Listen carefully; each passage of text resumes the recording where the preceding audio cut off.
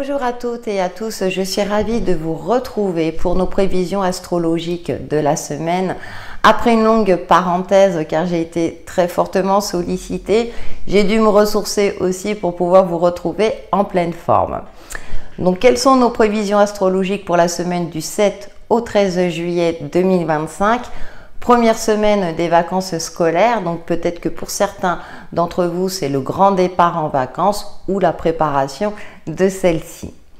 Alors, qu'est-ce que nous avons? Nous avons le soleil, principe actif, c'est être, c'est la vitalité également, qui se trouve à 15 degrés du cancer. Le cancer qui est un signe d'eau, qui est un signe de sensibilité, mais qui est relié au foyer, à la famille, aux personnes de cœur.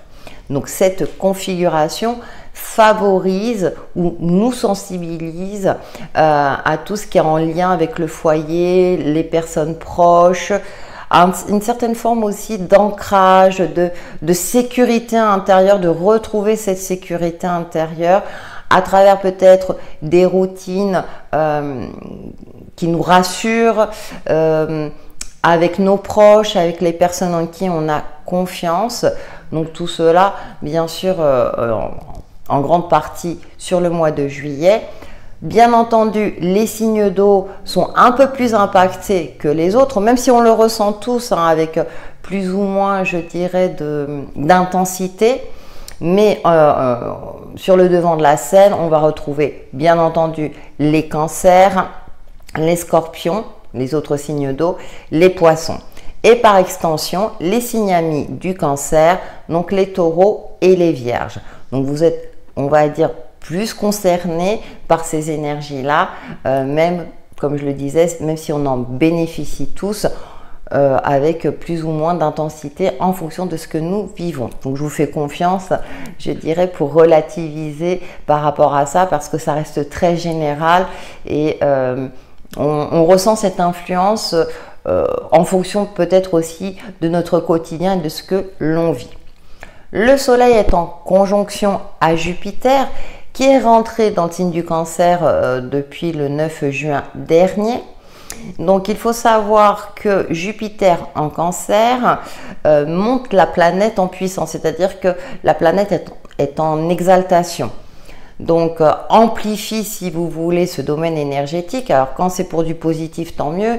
Quand c'est moins bon, attention à tout ce qui est excès. Cependant, là, je dirais, il est en position favorable, Jupiter en cancer, parce que cette configuration va permettre de créer une sécurité émotionnelle intérieure afin de nous épanouir dans d'autres domaines de vie. Donc pourquoi pas, cette période estivale, on va peut-être s'intéresser à autre chose, s'intéresser à des activités extérieures, un peu plus que dans la saison de l'hiver par exemple.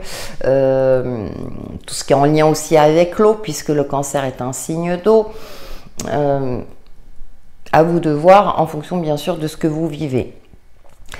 Comme le soleil, les cancers, les scorpions et les poissons sont, je dirais, un peu plus impactés que les autres, même si on le ressent, comme je le disais tout à l'heure, on reste vigilant. Et bien entendu, toujours les signes amis, les taureaux et les vierges aussi, de signes de terre. Donc vous êtes mis en devant de la scène et profitez-en.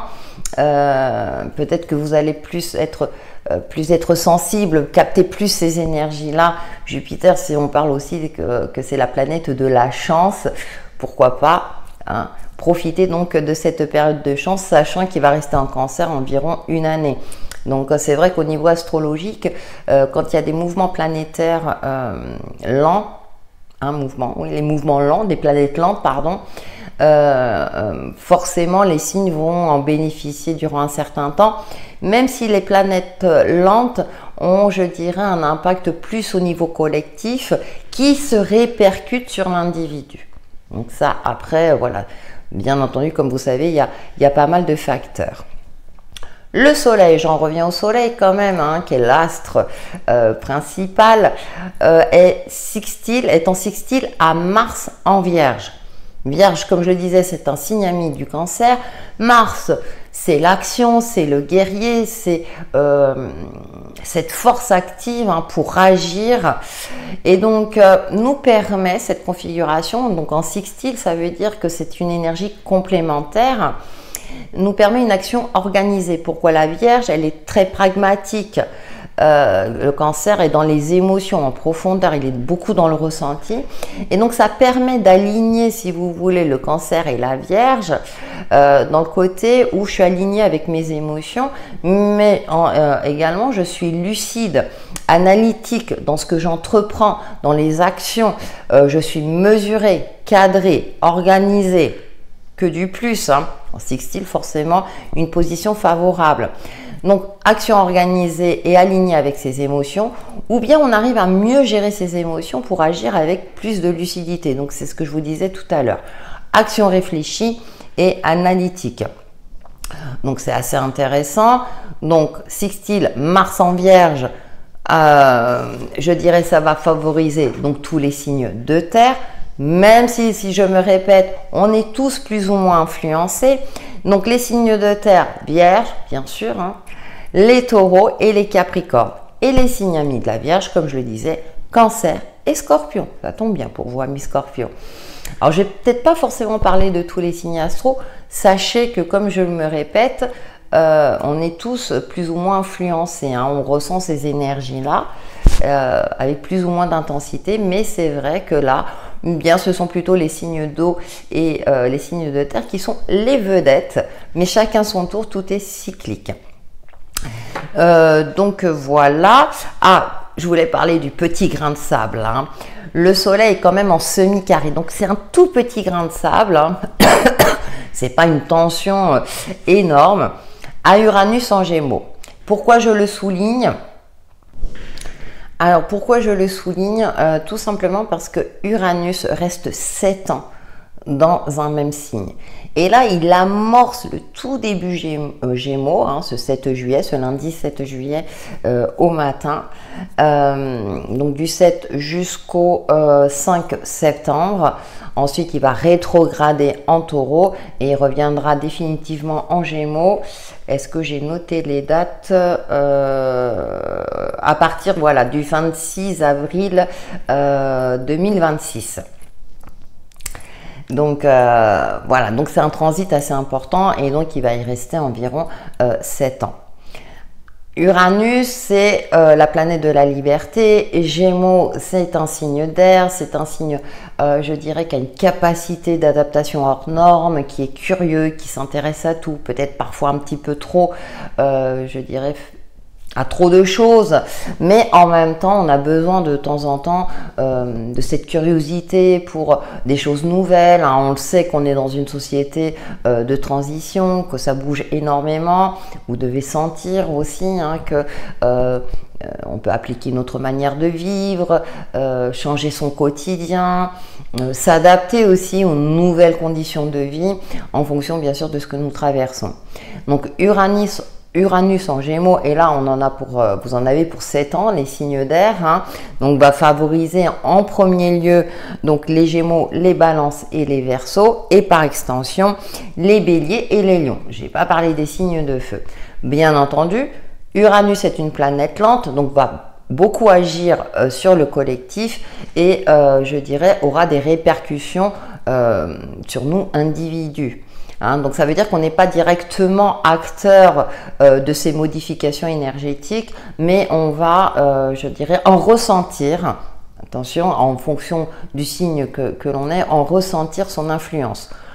Donc comme je disais, les signes d'air et les signes de feu que j'ai cités sont mis au devant de la scène. Mais bien entendu, ça va nous impacter, si vous voulez, à tous les niveaux. Bon, moi, je suis un signe d'air, donc forcément, j'aurai un œil accru sur cette configuration d'Uranus en Gémeaux durant ces 7 prochaines années. Mais en tout cas, on peut profiter de cette nouvelle énergie pour peut-être se libérer, retrouver aussi un nouveau souffle dans notre vie. que ce soit dans un cadre professionnel, dans un cadre personnel, avoir d'autres aspirations, avoir de nouvelles curiosités, que l'on va aussi, comment dirais-je, approfondir. Alors ça peut être une nouvelle activité, de nouveaux liens amicaux qui vont s'approfondir au fil du temps aussi. C'est une énergie de mouvance, donc je serais curieuse au niveau collectif comment ça va impacter, comment ça va nous impacter tout cela. Mais en tout cas, ça amorce un nouveau changement. Et comme je le disais tout à l'heure, on a pas mal de planètes lentes qui ont bougé en 2025, qui vont durer un certain temps. Donc c'est une toile de fond énergétique qui s'installe petit à petit. Et ce qui est intéressant ensuite, c'est de faire le lien avec notre quotidien, avec notre rapport peut-être si on travaille dans une entreprise ou dans une collectivité, hein, en fonction des activités. Et puis, bon, peut-être pour les plus forts, faire un lien au niveau politique, au niveau du gouvernement, avec tout ce qui se passe, ou bien dans la vie artistique en général aussi. Hein, on peut constater quand même pas mal de choses. Donc ce semi-carré, donc voilà, j'ai fait ma petite parenthèse Uranus, mais certains astrologues ont étayé, ont beaucoup parlé d'Uranus en Gémeaux, comment ça peut impacter, je veux dire, chacun d'entre nous. Je reviens sur ce soleil en semi-carré à Uranus en Gémeaux, hein, signe d'air d'eau. On n'est pas forcément potes, mais on n'est pas ennemis non plus, hein, on va dire ça comme ça. On pourra ressentir un petit agacement face à une certaine forme de superficialité. Alors que le cancer, il aime bien l'ancrage, le Gémeaux, lui, il aime bien s'amuser, faire la fête, etc. Bon, je vais vous citer un exemple tout simple. Hein. Vous allez vous organiser les vacances de manière analytique. Vous aimez, je dirais, vous sécuriser par rapport à cette organisation, vous pensez aux points de détail, etc. Et puis votre partenaire de vie ou vos enfants, bon, sont plutôt détachés. Bon, on fait confiance, hein, c'est maman qui gère. Alors, je prends ce cliché-là, mais attention, hein, vous le transposez par rapport à vous-même. Mais maman, elle gère, pas de souci, oui, sauf que maman, elle aimerait bien un petit coup de pouce ou bien on risque d'être agacé parce que bah eux, ils sont détachés, c'est comme si bah, ils s'en fichaient, quoi. Donc, en gros, voilà. Je voulais vous citer cet exemple, voilà, pour imager ces énergies qui sont assez intéressantes, mais il n'y a rien de bien méchant, c'est un semi-carré. Donc, là, des petits agacements, bon, ça va rester passager. Donc, voilà un petit peu pour le soleil, Uranus, donc ce changement majeur hein, qui débute ce lundi matin. Et donc j'ai parlé d'autres planètes, je dirais rapides. Donc Mercure, la communication, nos échanges avec les autres, notre intellect, hein, notre manière aussi de s'exprimer, de se faire comprendre. Mercure est à 11 degrés du Lion. Mercure en Lion, on est plutôt en chute. Pourquoi? Le Lion, il aime briller, il montre un ego, je le dirais, il montre un ego très confiant, alors que c'est plutôt un signe sensible, et ça, on ne l'évoque pas très souvent hein, intérieurement. Je dirais, il se remet beaucoup en question, mais il ne va pas le montrer. Voilà, il ne va pas le montrer. Dans la société actuelle, hein, j'ai envie de dire que si on montre trop de fragilité, c'est pas bon non plus. Il faut trouver le juste milieu. Alors, Mercure en Lion, c'est une configuration qui nous invite à nous exprimer avec plus d'aisance, plus de confiance, comme je le disais, mais qui peut parfois manquer de profondeur, d'une certaine forme d'analyse. Je vais prendre l'exemple hein, du vendeur hein, qui va nous vendre un produit, il va mettre voilà, toutes les qualités du produit, puis il va peut-être omettre volontairement ou non, les défauts ou bien nous, on va avoir une perception dans sa communication de oh, mais j'ai absolument besoin de ce produit, il est essentiel à ma vie, alors que pas du tout, on s'en est passé jusqu'à présent. Mais le vendeur va avoir une démarche, je dirais commerciale, plutôt le commercial, va avoir une démarche qui va vous faire sentir que ce produit est indispensable dans votre quotidien, voilà, par rapport, j'ai pas de produit en tête, hein, mais qui vous est indispensable. Donc il y a un petit peu ça, donc faites attention, je dirais, à cette communication, hein, si on essaie de vous mettre de la poudre aux yeux, mais vous aussi, Soyez authentique et en même temps, ne montrez pas trop de faiblesse avec ce soleil en cancer. Comme je disais tout à l'heure, il faut trouver un juste milieu. Donc, il peut y avoir plein de configurations. Donc, à vous de voir. Sachant que Mercure il est en opposition à Pluton, planète lente qui est en Verseau depuis quelques mois maintenant, et Pluton qui est rétrograde. Pluton qui invite aussi à la profondeur, à cette transformation profonde, qui ressort des vieux dossiers, ça on le voit dans les médias assez suffisamment. Verseau qui est un signe d'air, donc qui a envie de liberté, bon, qui est pour le collectif beaucoup, mais qui a besoin de creuser aussi. Donc justement, Pluton veut qu'on voit les choses en profondeur, donc attention à une certaine forme de superficialité durant cette période de Mercure en Lion, rien de bien grave.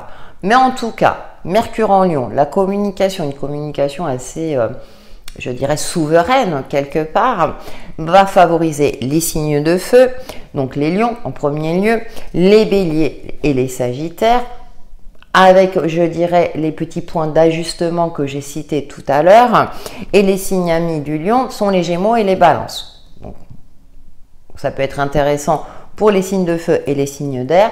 Et comme je me répète à chaque fois, vous pouvez ressentir aussi ces influences si vous êtes un autre signe élément, bien entendu, en fonction de la situation que vous vivez. Vous pouvez avoir un signe d'air autour de vous ou un signe de feu, ou vous-même ressentir par rapport à votre thème natal si vous avez un Mercure, je dirais, dans un signe de feu ou dans un signe d'air. C'est une possibilité. C'est pour ça que souvent les astrologues parlent de thème natal, où là on est au plus proche, je dirais, des... alors j'aime pas dire prédiction, mais du décryptage de ces énergies, de ces ambiances. Donc voilà pour la communication. Alors Vénus qui est en tout début Gémeaux, Vénus planète de l'amour, planète de l'affect, planète de la beauté, mais aussi de l'argent, en fonction bien sûr de sa configuration. Donc Vénus est à 2 degrés du Gémeaux. Les signes d'air, vous voyez, vous êtes favorisés sur tout ce qui est relationnel, sentimental, sur l'aspect financier aussi. Donc pour les Gémeaux, Balance et Verseau, et les signes amis des Gémeaux sont les Béliers et les Lions. Vous voyez, tout s'imbrique. Donc à vous de faire la part des choses pour prendre ce qu'il y a de meilleur. Voilà, on focalise sur le positif. On a des points de vigilance, mais qui nous permettent qui sont là justement pour réajuster le tir et ne pas être non plus dans une forme d'euphorie qui peut parfois nous faire agir maladroitement. Donc on peut ressentir avec Vénus en tout début Gémeaux aussi, donc les Gémeaux avec Uranus plus Vénus favorisent donc plus de gaieté et de complicité dans les amours globalement. Donc super. En plus, Vénus est en position favorable parce qu'elle est en trigone à Pluton en Verseau, vous voyez. Donc, en fonction de la configuration de Pluton, même si Pluton aussi il est rétrograde, en fonction des aspects qu'il va former avec d'autres planètes, oui, avec les autres planètes en fonction des signes dans lesquels il se trouve, d'où la complexité de l'astrologie, on peut, je dirais, en tirer le meilleur parti. Donc, en trigone, ça veut dire en soutien. Et Vénus est aussi en sextile à Neptune et Saturne en Bélier, donc complémentaire. Donc là, il y a un amas, il y a un aspect, je veux dire, ultra positif. Donc c'est une période où on peut avoir des coups de foudre si vous êtes célibataire, de la passion dans les couples qui revient, peut-être les vacances, c'est en général la période idéale. Et ce qui est intéressant, comme on a des planètes lentes, je dirais, dans le signe du Bélier, signe de feu, ça peut être quelque chose de très instantané, mais comme ce sont des planètes lentes, qui peut prendre une forme, je dirais, qui peut durer. Par exemple, souvent on dit le cliché amour de vacances, et peut-être que cet amour de vacances va se transformer en relation de longue durée. J'ai pris cet exemple-là Ça peut être par rapport à une situation, hein. Ça peut être aussi à une nouvelle affirmation de soi, une volonté aussi de transformer notre énergie Saturne, hein. C'est le temps de construire quelque chose dans le temps, un nouveau projet, un projet qui nous tient à cœur aussi, hein. C'est pas forcément que l'amour, mais Vénus c'est aussi tout ce qui nous tient à cœur, donc un projet, un contrat, une entreprise pour laquelle voilà, on a plus d'affinité, on a envie de travailler, et puis là, bah voilà, je signe le contrat, ne serait-ce qu'un CDD, mais qui peut se transformer en CDD longue durée, voire un CDI, pourquoi pas. Donc voilà, c'est une période favorable à tout ça, puisqu'on parle de l'aspect financier. Donc je l'ai dit, je ne sais plus si je l'ai dit, Vénus en Gémeaux va favoriser donc tout ce qui est signe d'air, Gémeaux, Balance et Verseau, par extension les Béliers et les Lions. Trigone à Pluton en Verseau. Verseau, on retrouve les signes d'air et les amis du Verseau sont les Béliers et Sagittaires. Idem pour Saturne. Donc, vous voyez, vous avez des planètes lentes donc qui agissent au niveau collectif, qui aura un impact sur vous. Bien sûr, comme je le dis à chaque fois, on le ressent tous, même si vous vous retrouvez pas dans un de ces signes, vous allez le ressentir en fonction peut-être d'un certain domaine, en fonction de votre thème natal, si vous retrouvez ces signes-là, et de votre configuration de votre thème natal. Donc c'est un aspect très général, mais je dirais que c'est intéressant de le savoir parce que ça va peut-être vous impacter à un moment donné, dans une situation donnée, dans une rencontre, hein, puisque là on parle de Vénus, sur aussi un intérêt nouveau, avec plus de sensibilité. Vous voyez, vous dire, jusqu'à présent, je ne sais pas, vous ne vous intéressez pas à la peinture, et puis là, bah, vous découvrez une peinture qui vous touche. Voilà. Et vous allez peut-être vous intéresser un peu plus à l'art. C'est un exemple parmi tant d'autres. Ensuite, qu'est-ce que nous avons durant cette semaine? Eh bien, le jeudi 10 juillet, nous avons la pleine lune en Capricorne. Capricorne qui est le signe opposé du Cancer. Le Capricorne, c'est le carriériste un petit peu des signes du zodiaque, hein. C'est un signe aussi très mature, hein, qui voit à long terme, qui prend le temps de poser les jalons, mais comment dirais-je, mais il vise très haut. Hein. C'est quelqu'un Capricorne a beaucoup d'ambition en général, il vise très haut, mais il prend le temps de structurer, de voir à long terme. Hein. Donc je dirais que cette pleine lune en Capricorne, la lune c'est la planète du Cancer, donc ça risque d'être un petit peu compliqué et pour les Capricornes et pour les Cancers, surtout pour les Cancers je pense, hein. Ou bien même les Capricornes où il y a des émotions et le Capricorne a tendance à nier ses émotions. Il en a, hein, faut pas, nous sommes tous des êtres humains, il en a, mais ce ne sont pas ces émotions qui vont dicter sa conduite. Contrairement au Cancer, qui aura tendance à à agir par rapport à ses émotions. Le Capricorne, lui, il va se baser sur les faits, puis il va prendre tous les éléments en main, hein, le côté sécure, donc dans le sens plutôt pragmatique. Lui, le Cancer, il va être sécure, mais plutôt dans le sens émotionnel. Donc, le Capricorne, c'est « Attends, ami Cancer, d'accord, tu ressens ça, mais là, c'est ta vérité à toi, c'est ton ressenti à toi. Mais factuellement, il y a ça. Je veux dire, il y a une case blanche, il y a une case noire. Point. Voilà, il va être assez... je réduis un petit peu, c'est le cliché. Hein. Donc, donc là, attention... donc je dirais pour les signes de terre, hein. Donc les signes de terre, ce sont les Capricornes, les Taureaux, les Vierges, et puis les Scorpions et les Poissons, les signes d'eau. Vous voyez, on a tous, si vous voulez, des points positifs et des points de vigilance. On va parler comme ça, on va pas trop parler de négativité. Par contre, effectivement, la configuration de la pleine lune en Capricorne, attention au signe de la Balance. Alors vous allez me dire pourquoi? Parce qu'il y a un carré sur la Balance à ce niveau-là, donc une petite vigilance et mi-balance. Heureusement, la lune ne reste pas trop longtemps dans le même signe. Ça, c'était le petit point que je voulais aborder. Mais cette pleine lune en Capricorne, il n'y a pas que des aspects négatifs. Pourquoi? La lune est pleine, il y a les émotions, il y a ce côté Capricorne, donc on va se servir de ces énergies, je dirais très pragmatiques, visionnaires, puisque l'intuition est souvent, je dirais, plus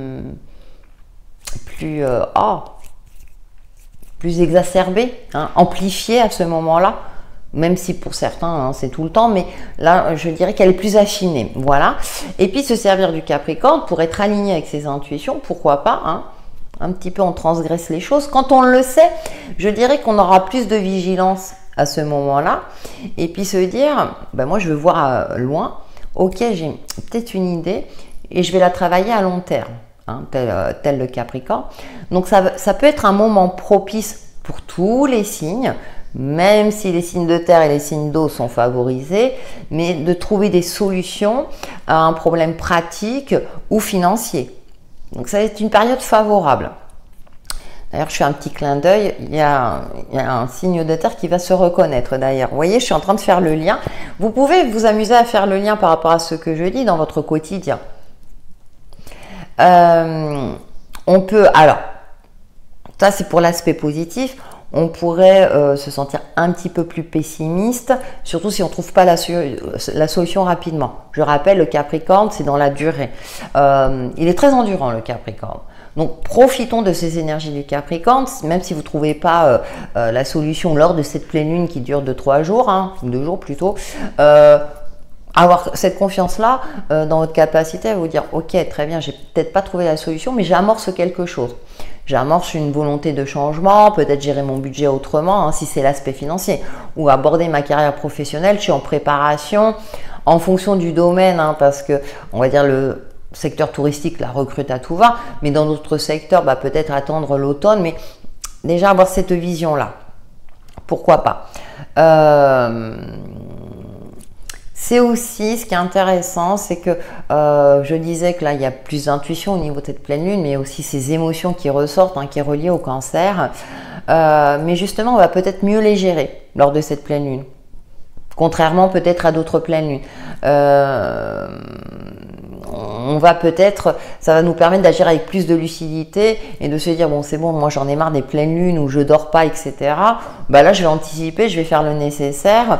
Méditation le soir, j'éteins les écrans, voilà, je me mets en mode, j'anticipe cette problématique, cette fluctuation émotionnelle qui est sur le point d'arriver, je me sers de l'énergie du Capricorne dans mon sens. Hein. Voilà un petit peu ce que je voulais vous dire pour cette pleine lune. Donc j'ai fait le tour pour la semaine, j'espère que cette vidéo vous aura plu. Pensez à liker et à commenter, vous savez que ça permet de faire vivre la chaîne et ça m'encourage à continuer. Peut-être aussi à proposer d'autres vidéos. Hein. Moi, je laisse mon imagination avec Uranus en Gémeaux vagabonder. Et puis, n'hésitez pas à me faire part de vos retours. C'est toujours intéressant et on peut éventuellement échanger. Donc, voilà pour les prévisions astrologiques du 7 au 13 juillet. Profitez de la semaine, profitez du beau temps s'il y a du beau temps. Moi, je crois que ça va tourner à l'orage, mais on profite tant qu'il y a du soleil.